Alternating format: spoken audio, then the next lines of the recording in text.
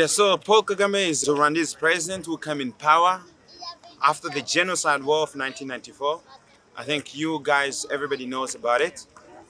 And when he came to power after chasing Habyarimana, who was the president, a Hutu, and he was killed, and that really sparked genocide. So you see, this war has been really the Rwandese war has impacted many people. So the Rwandese people came from Rwanda and they were accepted to come in Congo. And Congo accepted the refugees in 1994, forced by the UNHCR. But the other nations did not really take Rwandese refugees in their countries. For example, Tanzania did not take Rwandese refugees, Burundi did not, and Uganda did not. But where did Paul Kagame come from? He was a rebel in the ranks of Museveni. Museveni is what? His mentor. He's a Ugandese president.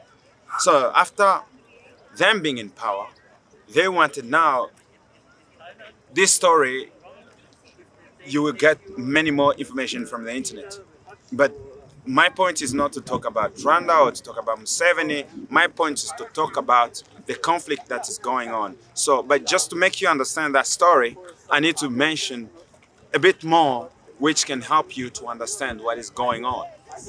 So, fast forward, we have now Paul Kagame, who has been in power for more than 25 years, which is Rwanda is also claiming to be a democratic country, but since Paul Kagame was there, he has been a ruthless dictator. But he has been a good dictator because, look, most of his strategies, which he has been doing, he has been investing in his own people. He's been investing in the infrastructure. He has been investing in the nation, in the people. But it has been an investment which has cost its neighboring nation, Congo, blood. Blood has been shed. 12 million people have died from the conflict which Rwanda has infliged on the Congolese nation. 2 a.m. We were all afraid because it was not small bullets, they were bombs. We knew it was an attack. And this has to be stopped. Africans say, okay, we love each other. We Africans love one another. But I'm sure you, Africans, you don't have love for one another. Because people have been dying. 12 million have been dying. And who's killing them? Yes, Paul Kagame.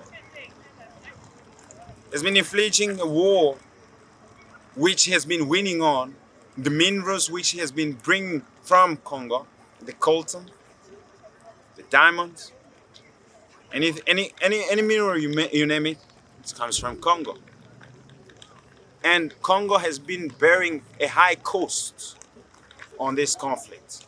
And nobody has been willing to speak out about this issue.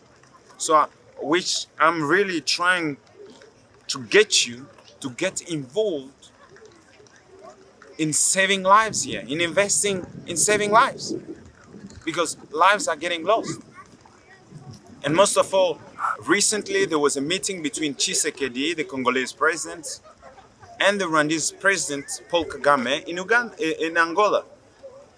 And they had signed that, okay, they have to stop the conflict for the time being so that the people can really gain their places or their environments. But what has happened? The war has really restarted again. People in the meanwhile are dying. Congolese land is being occupied. And the minerals are being sent back to Rwanda. Rwanda is producing more gold than any nation we know, importing more gold, which does not have in its own soil. So that leads us to today's story. So everybody started fleeing. He got shot in the crossfire between the M23 rebels and the Congolese army. 650 families have found refuge at this school near Goma, North Kivu's capital. Conditions are deplorable.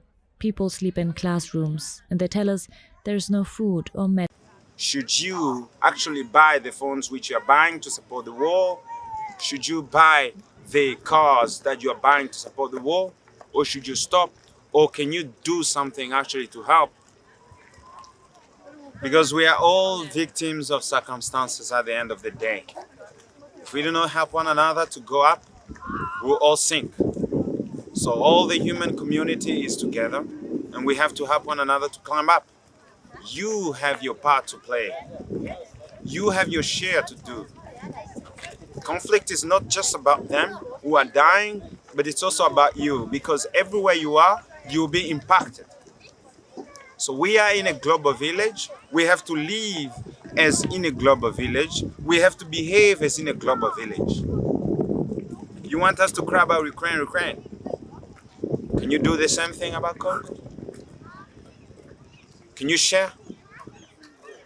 Because I am a victim of that conflict. So help us share the story. Help us inform.